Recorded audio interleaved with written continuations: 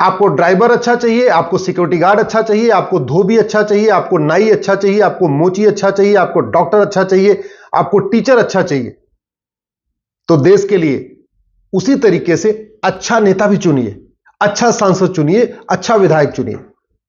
Vote आंख बंद करके मत दीजिए, सोच समझ कर वोट करिए और पुराने इतिहास को समझ लीजिए। भारत का जब विभाजन हुआ था उस समय सब लोग, ज्यादातर लोग, चाहे वो बाबा साहब अंबेडकर हो, चाहे सरदार पटेल हो, चाहे वो श्यामा प्रसाद मुखर्जी हो, सब लोग यही कह रहे थे जब पाक नापाक के आधार पर विभाजन हो रहा है तो पूरी तरीके से विभाजन करिए। जब रिलीजन के आधार पर विभाजन हो रहा है तो ठीक है, जो पाक है उनको पाकिस्तान भेज दीजिए, लेकिन वहां के सारे नापाक यहां बुला लीजिए। हिंदुस्तान सारे नापाक लोगों का होगा और पाकिस्तान सारे पाक का होगा। लेकिन नहीं, नेहरू जी ने वो नहीं मानी, गांधी जी के ऊपर दबाव बनाया और उसका नतीजा हम आज भी भुगत रहे हैं। भारत में कुल 55 साल कांग्रेस ने राज किया है। 55 साल में से 2 साल अगर शास्त्री जी को निकाल दीजिए तो 53 साल नेहरू परिवार ने राज किया। और क्या क्या किया नेहरू जी ने? 15 कांग्रेस की उस समय कमेटीज थी, उसमें से 12 ने कहा कि सरदार पटेल को प्रधानमंत्री बनाना चाहिए। 3 ने अपना जवाब भी नहीं भेजा, यानी 3 ने नोटा दबा दिया। नेहरू जी के पक्ष में एक भी वोट नहीं, लेकिन जिद करके प्रधानमंत्री कौन बन गए? नेहरू जी। डॉक्टर अंबेडकर को चुनाव हरवा दिया और बाद में इस्तीफा देने के लिए मजबूर कर दिया। श्यामा प्रसाद मुखर्जी को इस्तीफा देने के लिए मजबूर किया, बाद में कश्मीर में जेल में डाल दिया, उसके बाद उनका मृत शरीर बाहर आया। कुछ लोग ये भी कहते हैं कि डॉक्टर श्यामा प्रसाद मुखर्जी को स्लो पॉइजन दिया गया, कुछ लोग ये भी कहते हैं कि सरदार पटेल को भी स्लो पॉइजन दिया गया, कुछ लोग ये भी कहते हैं डॉक्टर अंबेडकर को भी स्लो पॉइजन दिया गया। दीनदयाल उपाध्याय जी की डेड बॉडी उत्तर प्रदेश के मुगल सराय में मिली थी, वो आप सबको पता ही है। भारत के संविधान में भगवान राम के, कृष्ण के चित्र थे, नटराज के चित्र थे, गौतम बुद्ध के चित्र थे, भगवान महावीर के चित्र थे, हनुमान जी का चित्र था, शिवाजी महाराज का चित्र था, सबके चित्र थे। किसने हटवा दिया? नेहरू जी ने। संस्कृत राष्ट्रभाषा बननी थी, डॉक्टर अंबेडकर ने संस्कृत को राष्ट्रभाषा बनाने के लिए प्रस्ताव भी पास किया, उनका प्रस्ताव फेल किसने कराया? नेहरू जी ने।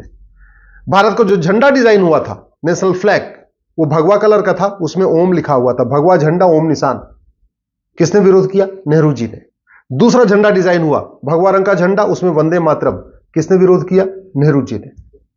भारत का जब नेशनल एंथम डिसाइड हो रहा था, राष्ट्रगान, तो सब एक मत से कह रहे थे क्योंकि पूरा पूरा फ्रीडम स्ट्रगल वंदे मातरम से हुआ है, तो हमारा जो राष्ट्रगान होना चाहिए वो भी वंदे मातरम होना चाहिए। किसने विरोध किया? नेहरू जी ने। और क्या किया? जनगण मन को राष्ट्रगान बनवा दिया। जब देश के नाम की बात आई तो ये हुआ भाई भारत है तो भारतीय होना चाहिए, लेकिन India that is Bharat, Bharat का नाम इंडिया भी रखवा दिया। किसने?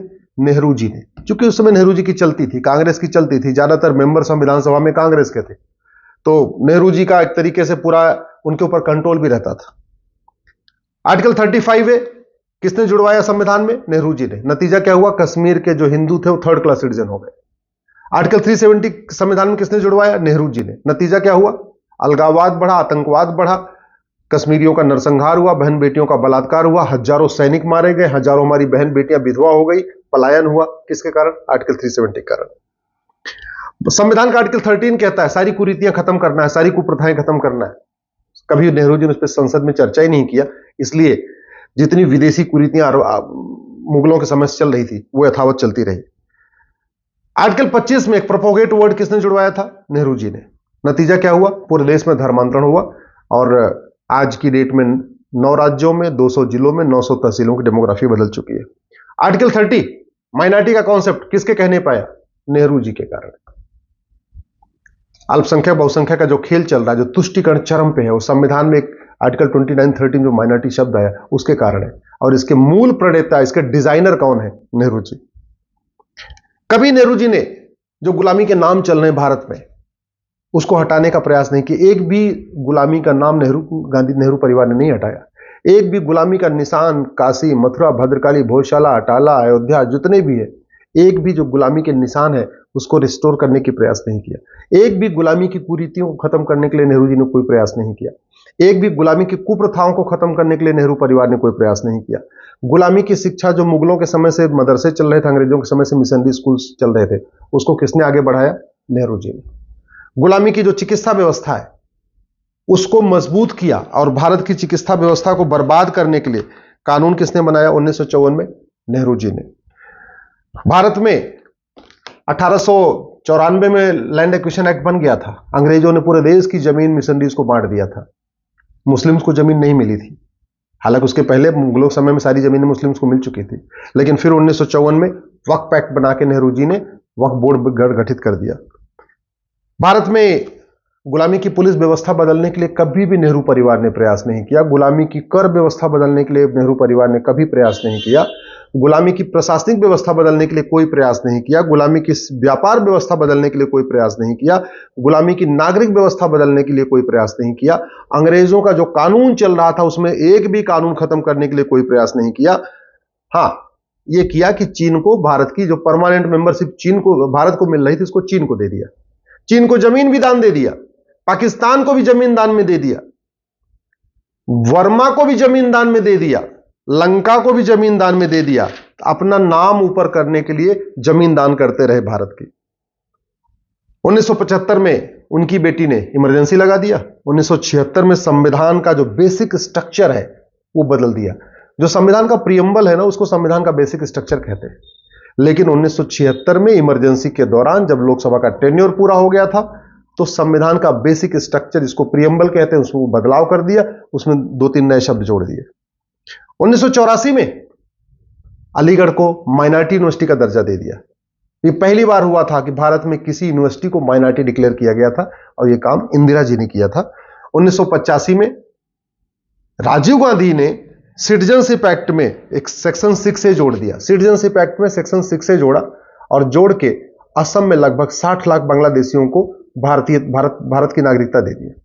याद रखिएगा, 1985 में, जब 1984 में जो चुनाव हुआ उस समय राजीव गांधी जी को 404 सीट मिली थी और अगले ही साल 1985 में सिटीजनशिप एक्ट में सेक्शन 6 से जोड़ दिया और असम में लगभग 60 लाख बांग्लादेशियों को नागरिकता प्रदान कर दिया। साबानो का फैसला आया, उसके अगले ही साल 1986 में अपने 404 सीट का उपयोग किया और सुप्रीम कोर्ट का फैसला पलट दिया। 1991 में कांग्रेस ने एक प्लेस ऑफ वर्शिप एक्ट बना दिया और हिंदू, जैन, बौद्ध, सिख के लिए कोर्ट जाने का रास्ता बंद कर दिया कि अब हम कोर्ट जाके अपने, हमारे जो मठ मंदिर तोड़े गए थे, जो मुगलों के द्वारा तोड़े गए थे, उनको रिस्टोर न कर सके, उसके लिए 1991 में प्लेस ऑफ वर्शिप एक्ट बना दिया। हिंदुओं को आपस में बांटने के लिए, हिंदू, जैन, बौद्ध, सिख को आपस में बांटने के लिए और मुस्लिम और क्रिश्चियंस को विशेष फायदा पहुंचाने के लिए 1992 में माइनॉरिटी कमीशन एक्ट बना दिया। 1995 में जो वक्फ एक्ट नेहरू जी ने बनाया था 1954 में, उसको वापस लिया और बहुत ही खतरनाक 1995 में वक्फ एक्ट बना दिया।